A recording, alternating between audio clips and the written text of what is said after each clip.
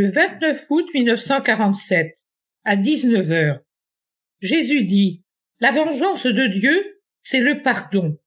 Du haut de la croix, j'aurais pu foudroyer les coupables. Les éclairs striaient le ciel, et j'aurais fort bien pu les diriger sur la foule assemblée qui m'insultait. J'aurais encore pu me venger de quelque autre manière. J'étais toujours Dieu, mais je n'ai jamais été autant Dieu qu'en utilisant le pardon pour unique vengeance. Si j'avais puni ceux qui m'offensaient, j'aurais été un homme puissant, rien qu'un homme qui peut, avec la faveur de Dieu, se servir des forces cosmiques elles-mêmes pour terrifier ses ennemis. L'histoire de mon peuple est remplie de tels épisodes provoqués par des patriarches et des prophètes, toujours par des justes. Mais, en me vengeant par le pardon, j'ai été Dieu, autrement dit un être surnaturel, d'autant plus au-dessus des hommes que j'ai su me servir de la vengeance que l'homme n'utilise pas, le pardon. Et je vous l'ai enseigné, à vous mes disciples, pour que les disciples du Christ, les vrais disciples du Christ, c'est-à-dire les saints, deviennent, comme il est dit, enfants de Dieu, Dieu, héritier du royaume de Dieu. Maria, pardonne. Ceux qui te font souffrir ne savent pas ce qu'ils font. Ils ne le savent pas. Pardonne pour devenir fille du Très-Haut, mon reflet, ma sœur. Que ma paix soit ton baume. Cela me réconforte des mauvais comportements de mes proches. Le 6 septembre 1947, Jésus dit « L'on dit généralement, quand on explique les 10 commandements, qu'il commence par 3 consacrés au culte de Dieu, puisqu'il a la préséance et qu'il doit l'avoir sur tout autre être ou chose. Cette explication habituelle est juste, mais ce n'est pas la seule qui éclaire l'ordre des 10 commandements. Étant la perfection même, Dieu pouvait être placé au sommet de l'échelle qui monte vers la perfection. Lui rendre le culte et l'honneur quand la créature s'est rendue digne de le faire comme il convient lorsqu'elle est déjà juste dans tous les domaines de la terre. Mais dans ce cas, penses-tu qu'il aurait jamais été possible d'honorer Dieu et de lui rendre un culte? Je te le dis, jamais. Et pourquoi cela? Écoute-moi bien. Qu'est-ce que Dieu? Il est amour, bonté, sagesse, force, puissance. Il est le tout. Il est perfection. Qu'est-ce que l'homme? C'est une âme emprisonnée dans une chair avide et forte pour ce qui est des mauvais appétits, mais à la bonne volonté faible. Une âme qui, en plus du poids de la matière qui l'enveloppe et de ses conséquences, porte le poids et les conséquences de la faute d'Adam.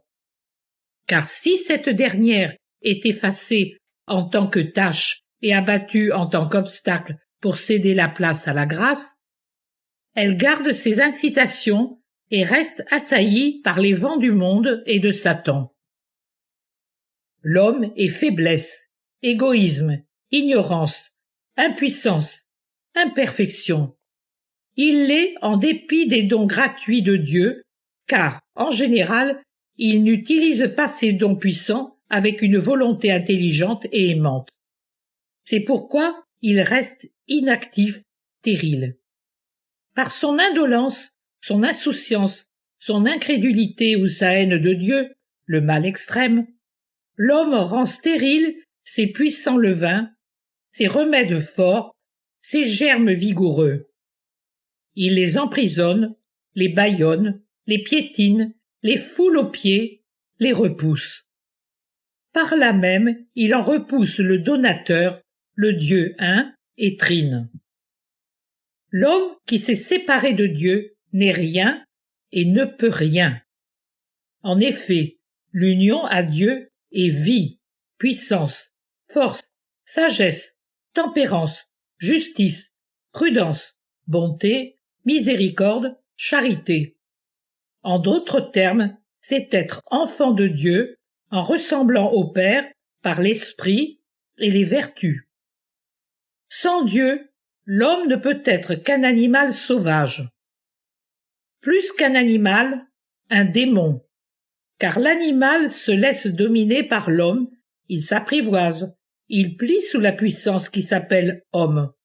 Il s'y plie avec amour, ou par amour chez les animaux les plus évolués et domestiqués, par crainte sinon. Des animaux à l'origine libres et sauvages. L'homme a fait ses sujets et ses aides, ou même ses amis, sauf évidemment les plus méprisables. Un grand nombre d'hommes auraient bien à apprendre des animaux, l'amour, la fidélité, la patience ou encore l'obéissance.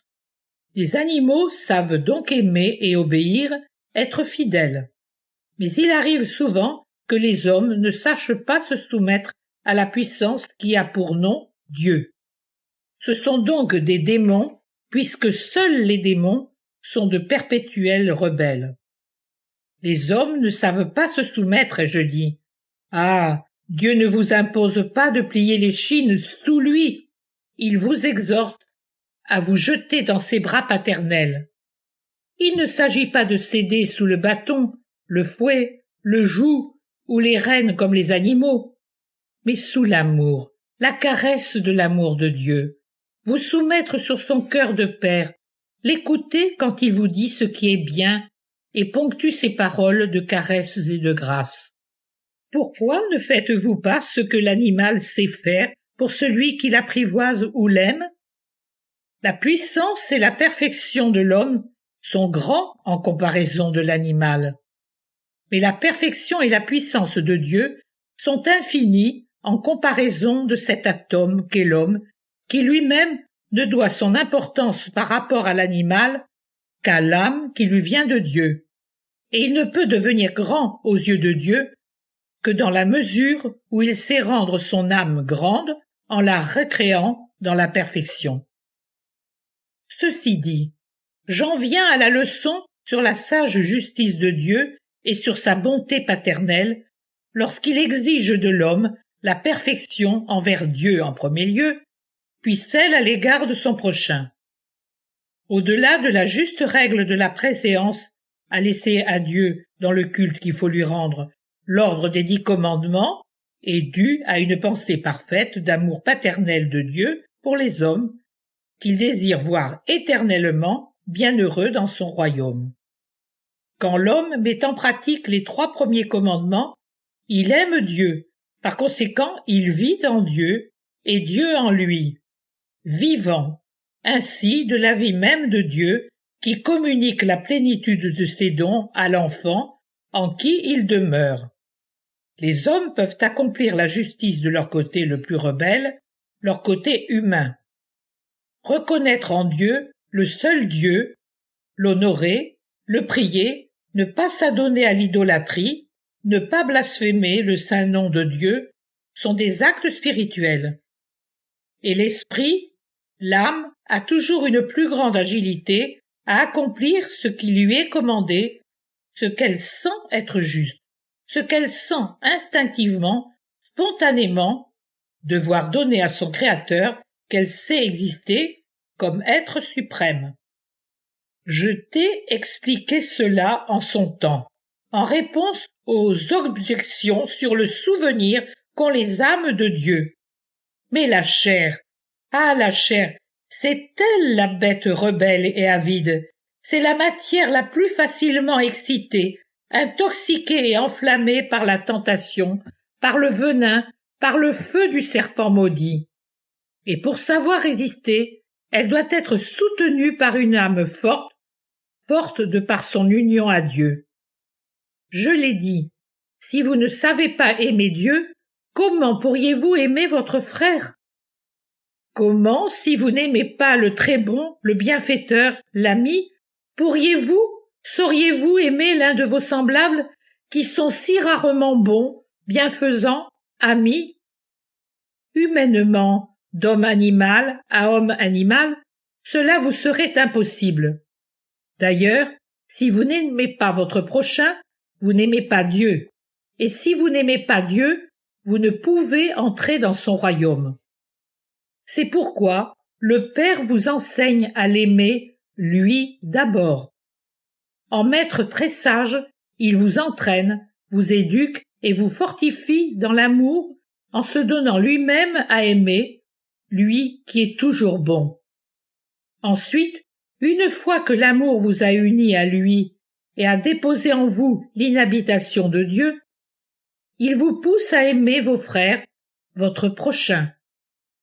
Pour fortifier votre amour doux mais difficile du prochain, il vous désigne votre père et votre mère comme prochains les plus immédiats.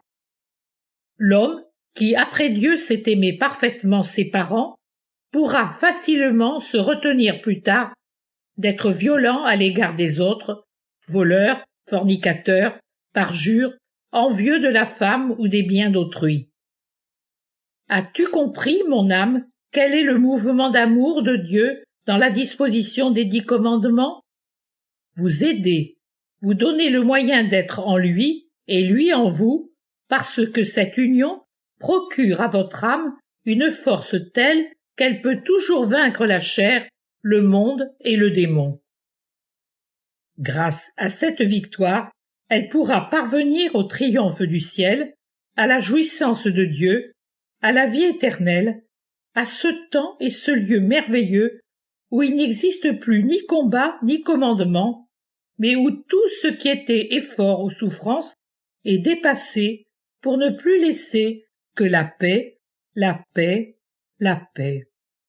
Cette paix, je te la donne, mon âme, pour te soutenir dans tes souffrances et en anticipation de celle qui t'attend là où je suis avec le Père et l'Esprit Saint, avec Marie et les saints.